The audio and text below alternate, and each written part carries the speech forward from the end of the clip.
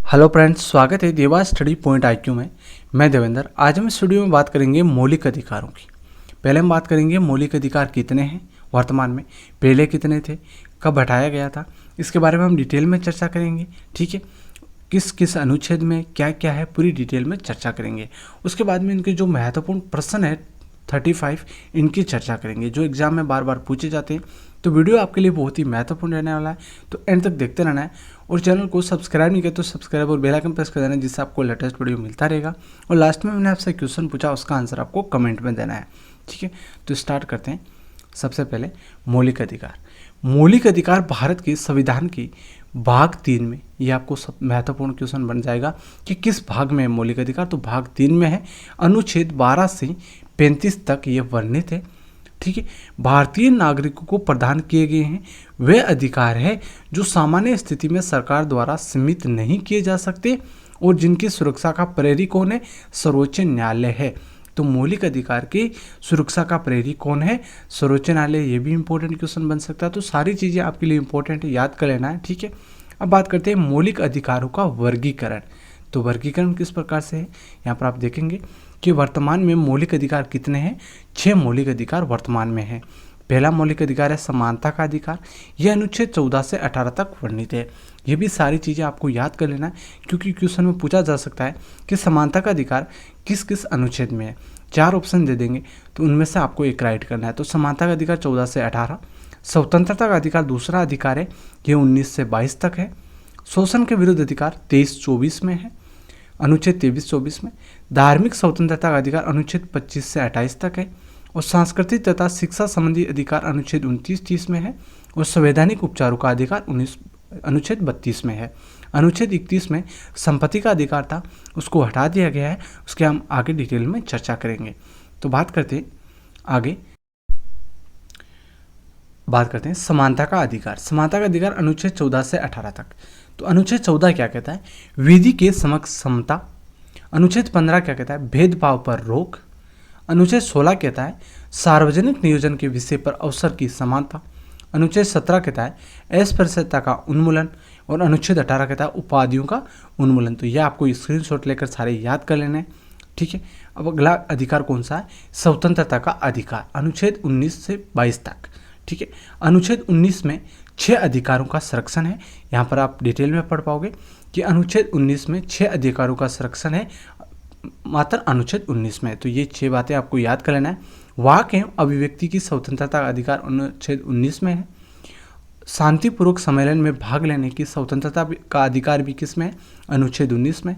संगम या संघ बनाने का अधिकार भी अनुच्छेद 19 में है। आवास संचरण की स्वतंत्रता का अधिकार भी अनुच्छेद 19 में है।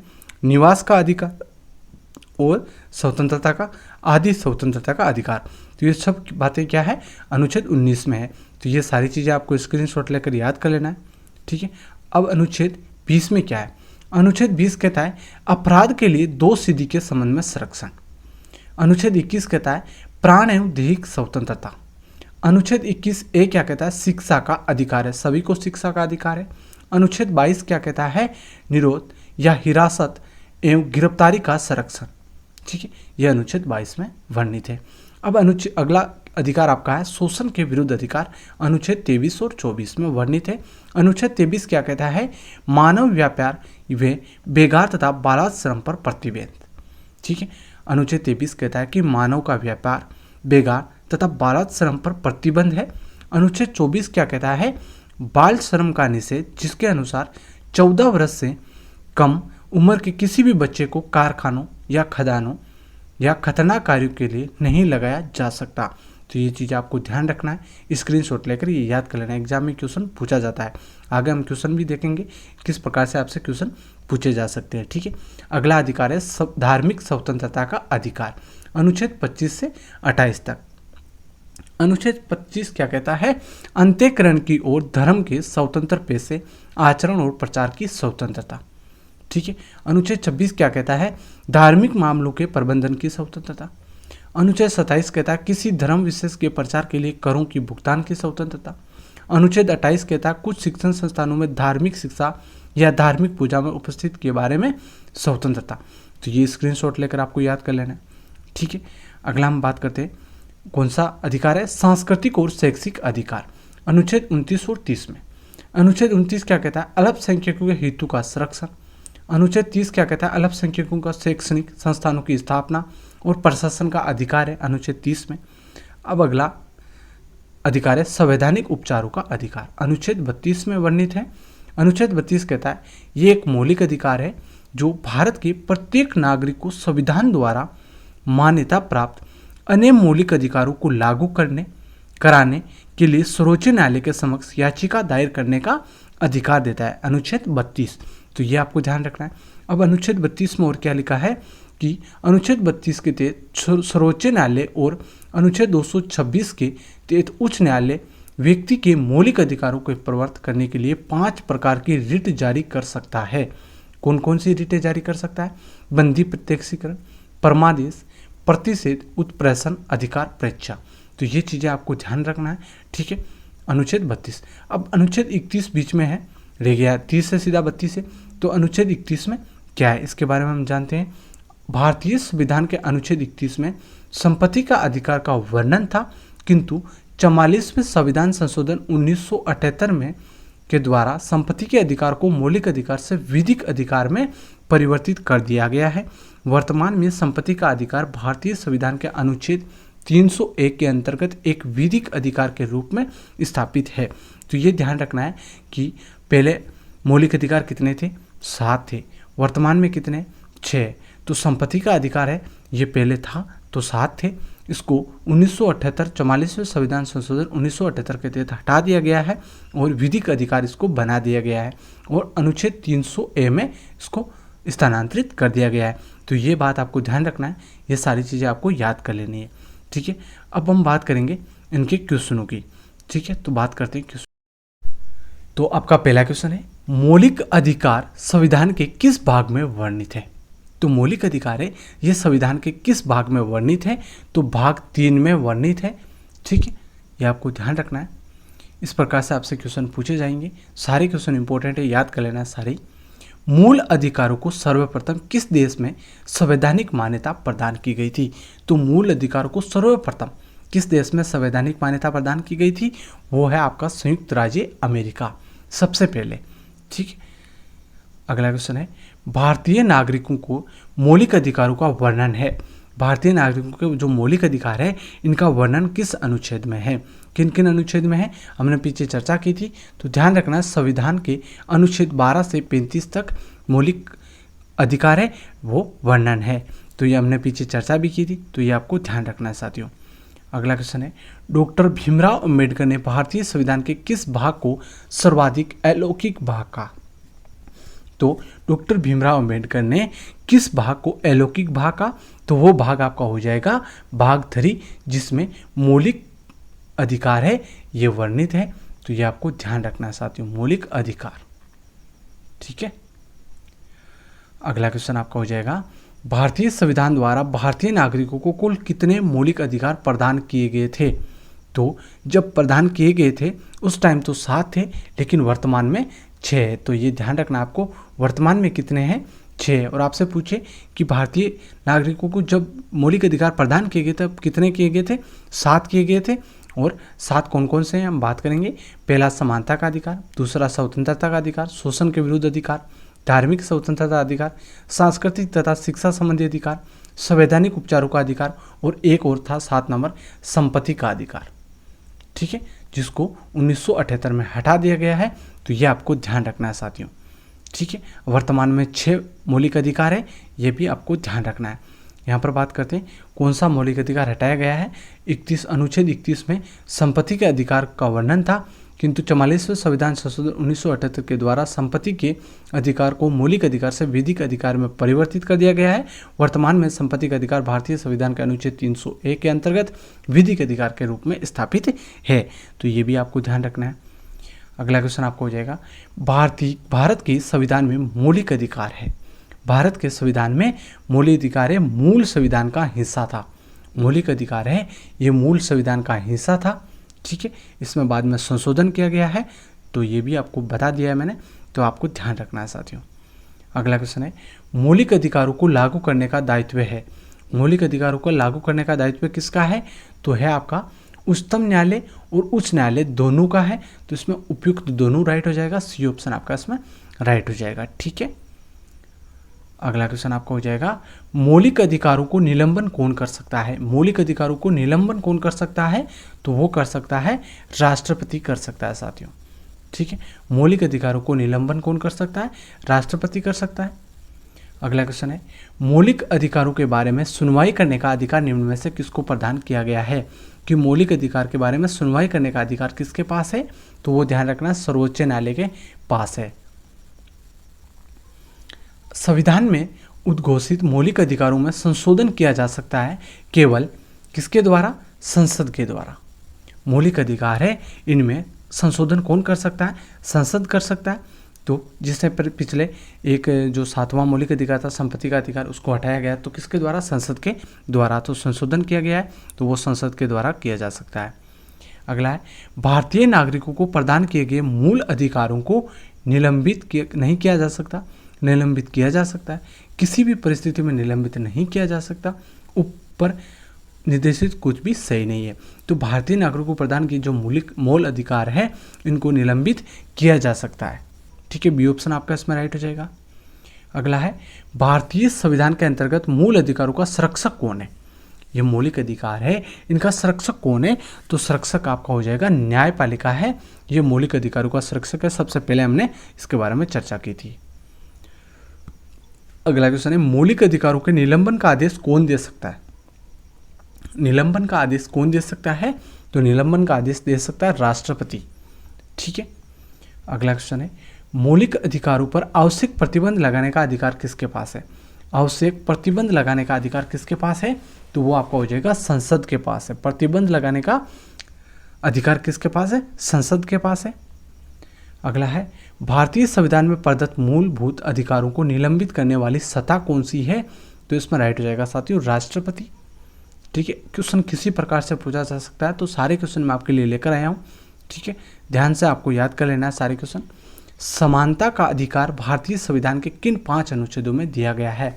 तो वो आपको ध्यान से सारे अनुच्छेद याद कर लेना है कि समानता का अधिकार है ये संविधान के किन 5 अनुच्छेदों में दिया गया है। तो ये ध्यान रखना है साथियों, अनुच्छेद 14 से 18 तक समानता का अधिकार के 5 अनुच्छेद है जो हमने पीछे चर्चा की थी, वो आपको याद कर लेना है। अगला है भारतीय संविधान की छुआछूत उन्मूलन से संबंधित अनुच्छेद कौन सा है? छुआछूत उन्मूलन से संबंधित कौन सा अनुच्छेद है? तो वो अनुच्छेद आपका हो जाएगा अनुच्छेद 17, जिसमें अस्पृश्यता का उन्मूलन है, वो छुआछूत उन्मूलन से संबंधित है। तो ये आपको ध्यान रखना है साथियों। अगला है समानता का अधिकार भारतीयों के लिए सुनिश्चित करता है। समानता का अधिकार है ये भारतीयों के लिए सुनिश्चित क्या करता है? तो इसमें राइट हो जाएगा उपयुक्त सभी धार्मिक समानता, आर्थिक समानता, सामाजिक समानता। तो ये समानता का अधिकार है भारतीयों के लिए सुनिश्चित करता है, ध्यान रखना आपको। अगला है संविधान के किस अनुच्छेद के प्रावधानों के अंतर्गत भारत सरकार द्वारा भारत रत्न, पद्म विभूषण आदि अलंकरण प्रदान किए जाते हैं? तो ये किस अनुच्छेद के प्रावधानों के अंतर्गत भारत सरकार द्वारा प्रदत्त किए जाते हैं? तो इसमें राइट हो जाएगा साथियों अनुच्छेद 18 के तहत। निम्नलिखित में से अनुच्छेदों में कौन भिन्न वर्ग में आता है? तो कौन सा अनुच्छेद है जो भिन्न वर्ग में आता है? 14, 15, 16। ये तो तीनों समानता का अधिकार है, क्योंकि 14 से 18 तक समानता का अधिकार है, और अनुच्छेद 19 है ये स्वतंत्रता का अधिकार में आ जाता है 19। तो इसमें आपका भिन्न कौन सा होगा? अनुच्छेद 19 भिन्न हो जाएगा। यहाँ पर आप देख सकते हैं अनुच्छेद 19 से 22 तक कौन सा है? स्वतंत्रता का, और 14 से 18 तक ये तीनों समानता का अधिकार के अनुच्छेद है। अगला है भारत का संविधान स्पष्ट है प्रेस की आज़ादी की व्यवस्था नहीं करता, किंतु यह आज़ादी अंतर्निहित है। यह अनुच्छेद कौन सा है? कि प्रेस की आज़ादी की व्यवस्था नहीं करता किंतु ये आज़ादी अंतर्निहित है। तो इसमें राइट हो जाएगा अनुच्छेद 19A में ये है साथियों। ठीक है, अनुच्छेद 19 फर्स्ट या ए में ध्यान रखना आपको।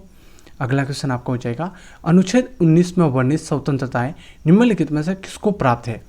जो अनुच्छेद 19 में जो वर्णित स्वतंत्रताएं हमने बात की थी, 6 अधिकार है, वो किसको प्राप्त है?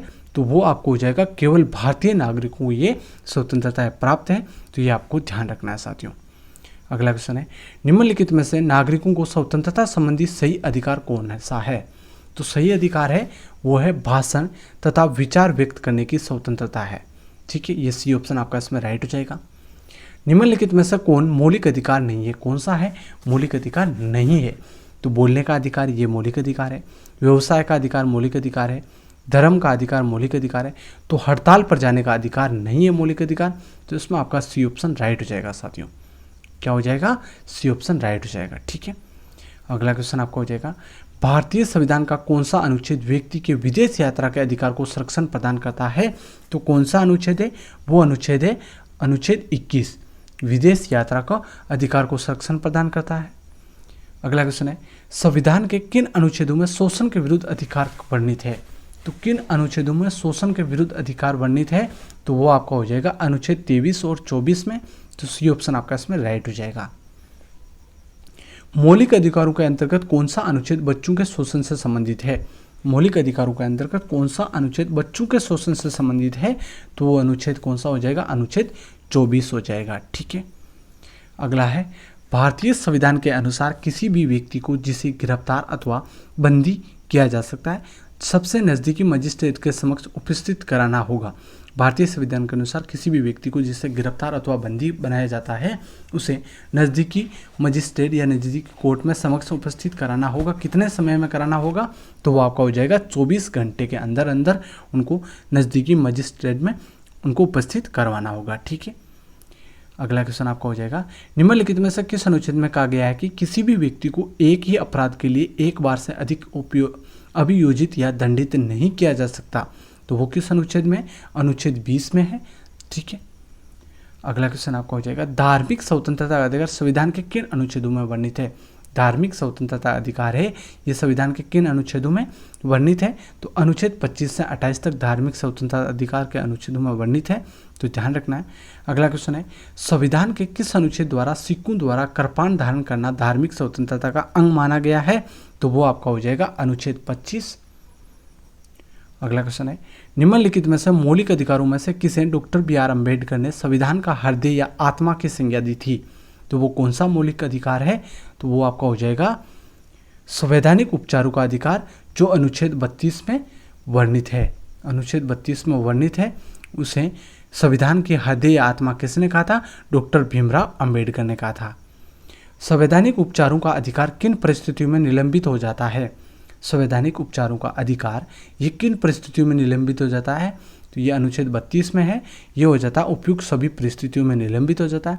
आपात स्थिति की घोषणा के दौरान, सेना सदस्यों के संबंध में, जब सैनिक विधि लागू हो, तो ये तीनों टाइम उपयुक्त सभी परिस्थितियों में ये निलंबित हो जाता है। अनुच्छेद 32 जिसमें संवैधानिक उपचारों का अधिकार वर्णन है, तो ये आपको ध्यान रखना है साथियों।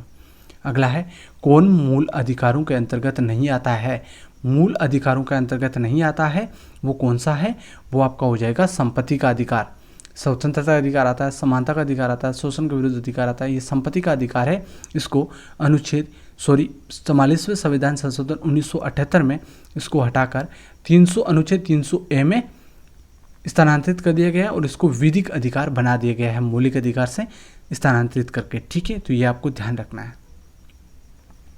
44वें संविधान संशोधन विधेयक द्वारा किसी मौलिक अधिकार को सामान्य वैधानिक अधिकार में बना दिया गया है, तो वो आपका हो जाएगा संपत्ति का अधिकार। ठीक है, अगला क्वेश्चन आपका हो जाएगा, मत देने का अधिकार होता है? तो मत देने का अधिकार होता है एक नागरिक अधिकार है। ये मत देने का अधिकार है, ये एक नागरिक अधिकार है। अगला क्वेश्चन है, किस वाद ने संसद को मौलिक अधिकारों में संसद का अधिकार दिया था? मौलिक अधिकारों में संशोधन का अधिकार किस वाद ने दिया था? तो वो वाद है केशवानंद भारतीवाद। केशवानंद भारतीवाद है, इसने मौलिक अधिकारों में संशोधन का अधिकार दिया था संसद को, तो ये ध्यान रखना है। इस क्वेश्चन का आंसर आपको कमेंट में देना है। मैंने सबसे पहले कहा था कि लास्ट में मैंने आपसे क्वेश्चन पूछा है, तो इस क्वेश्चन का आंसर आपको कमेंट में देना है। क्वेश्चन है, मौलिक अधिकारों को लागू करने के लिए रिट जारी की जाती है संसद द्वारा, राष्ट्रपति द्वारा, उच्चतम न्यायालय द्वारा, चुनाव आयोग द्वारा। तो मौलिक अधिकारों को लागू करने के लिए रिट जारी की जाती है, किसके द्वारा की जाती है? तो आपको लिखना है कि लास्ट क्वेश्चन का आंसर ABCD आपको जो भी सही लगे ये आपको लिख देना है। तो साथियों, वीडियो कैसा लगा? लाइक शेयर सब्सक्राइब करें। धन्यवाद। जय हिंद।